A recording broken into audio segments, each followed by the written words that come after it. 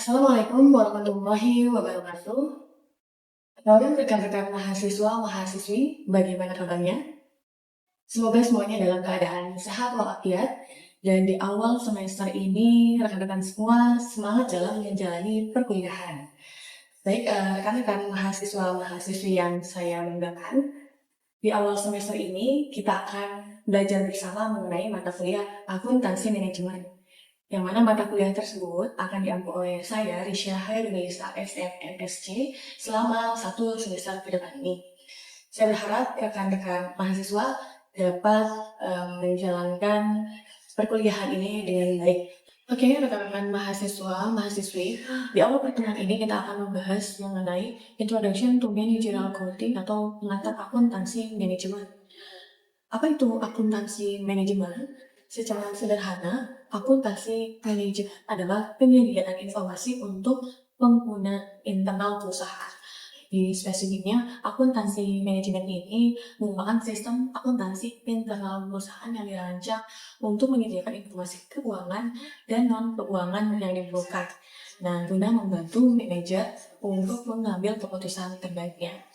Berbeda dengan akuntansi keuangan, akuntansi manajemen ini tidak terikat oleh aturan-aturan tertentu seperti halnya di akuntansi keuangan, yaitu adanya prinsip GAP dan lain sebagainya. Baik, rekan-rekan mahasiswa-mahasiswi, kita lanjutkan pada pembahasan berikutnya, yaitu mengenai tujuan utama dari akuntansi manajemen. Nah, ada 3 hal. Yang pertama yaitu to provide information for planning the organization action. Yang kedua adalah to provide information for controlling the organization action. Yang ketiga adalah to provide information for making effective decision. Dari ketiga hal ini, inti keywordnya adalah yang pertama adanya planning, kedua adalah adanya controlling, dan ketiga yaitu adalah making decision. Lagi terkait dengan tujuan utama dari akuntansi manajemen. Seperti halnya di awal kita bahas bahwa tujuan utama akuntansi manajemen ini ada 3 ya. Yang pertama yaitu planning ya. Nah, untuk planning ini sendiri merupakan formulasi rinci tindakan untuk mencapai tujuan tertentu. Atau dengan kata lain, planning ini merupakan penetapan tujuan dan identifikasi metode untuk mencapai tujuan tersebut. Yang misalnya suatu perusahaan menetapkan tujuan untuk meningkatkan keuntungan jangka pendek dan jangka panjangnya, yaitu dengan meningkatkan kualitas produk secara keseluruhan. Nah, itu di lingkup perusahaan ya.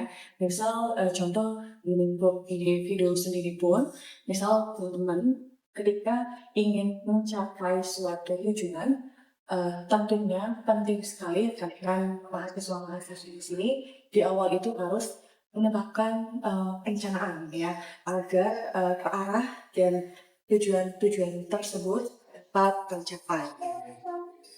Baik, yang kedua kita bahas mengenai controlling. Dari sini adakah mahasiswa atau mahasiswi yang ingin berpendapat mengenai hal tersebut? Mari kita diskusikan. Oke, baik, rekan-rekan, terkait dengan controlling atau pengawasan. Nah, di sini memastikan bahwa aktivitas aktual perusahaan ini berjalan sesuai dengan rencana dan mengambil tindakan jika ada suatu hal yang tidak sesuai dengan rencana atau menyimpang. Nah, kaitan dengan controlling di sini, di awal setelah disusun suatu rencana, perlu pengawasan terhadap pelaksanaannya. Jadi tidak dibiarkan begitu saja ya. Pentingnya adanya perencanaan lalu dikontrol atau diawasi agar nanti bisa terarah ya pada tujuan akhirnya yang ingin dicapai seperti apa. Kemudian jika ada perbedaan signifikan, dan di sini pentingnya akuntan manajemen untuk melakukan evaluasi dan tindakan korektif. Terkait hal ini bisa dicontohkan untuk pengawasan, kita bisa membandingkan realisasi biaya produksi dengan anggaran, kemudian juga menindaklanjuti selisih biaya yang membengkak atau efisiensi yang tercapai. Baik, kita lanjutkan pembahasan yang ketiga, yaitu mengenai decision making ya, terkait dengan pengambilan keputusan. Salah satu peran utama dalam akuntansi manajerial adalah menyediakan informasi yang memudahkan pengambilan keputusan. Nah, dalam hal ini diharapkan dapat membantu manajemen dalam memilih alternatif terbaik. berdasarkan tentunya data keuangan dan bank keuangan. Contohnya terkait dengan pengambilan keputusan.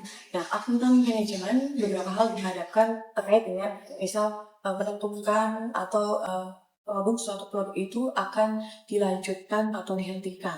Kemudian terkait juga dengan misal memproduksi sendiri atau membeli dari supplier luar. Nah, lalu contoh lainnya misal perusahaan ini dihadapkan ada pesanan khusus dari luar terkait dengan misal 1.000 unit suatu item yang mana harganya itu di bawah normal atau harga pasar.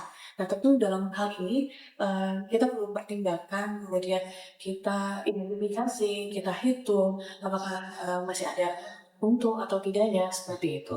Bahwa yang di-highlight itu adanya terkait harga di bawah normal atau harga pasar.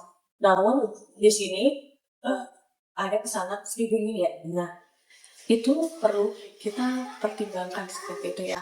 Apakah nanti akan kita terima pesanan khusus tersebut atau tidak. Nah, itu pentingnya peran dari akuntan manajemen terkait dengan pengambilan keputusan secara cepat dan tepat seperti itu.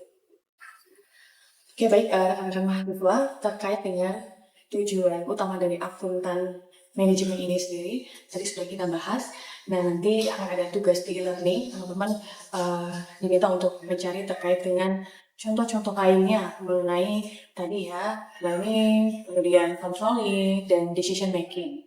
Nah, kemudian terkait beberapa hal untuk kontrak belajar, kemudian LPS dan lain sebagainya, saya informasikan di grup kelas dan di e-learning. Sebelum diakhiri untuk perkuliahan ini, saya memiliki quote dari Brian Herbert yang bunyinya, "The capacity to learn is a gift. The ability to learn is a skill. And the willingness to learn is a choice." Dari hal ini, teman-teman mahasiswi, silakan memanfaatkan waktunya yang baik terkait dengan perkuliahan khususnya, karena teman-teman di sini sudah memiliki kesempatan untuk mengenyam bangku perkuliahan. Silakan dimaksimalkan untuk belajar, kemudian melatih soft skill teman-teman, memiliki relasi, pengalaman, dan sebagainya. Nah, semoga teman-teman pun sesuai dengan pembahasan kita ini, di awal kuliah ini tentu sudah memiliki rencana-rencana terbaiknya, yang mana diharapkan nanti di akhir dapat tercapai ya tujuan-tujuan tersebut ya. Tentunya capaian tersebut diharapkan capaian terbaik ya dari rencana awal teman-teman di awal perkuliahan ini. Nah, dari saya cukup. Semoga teman-teman diberi kesehatan dan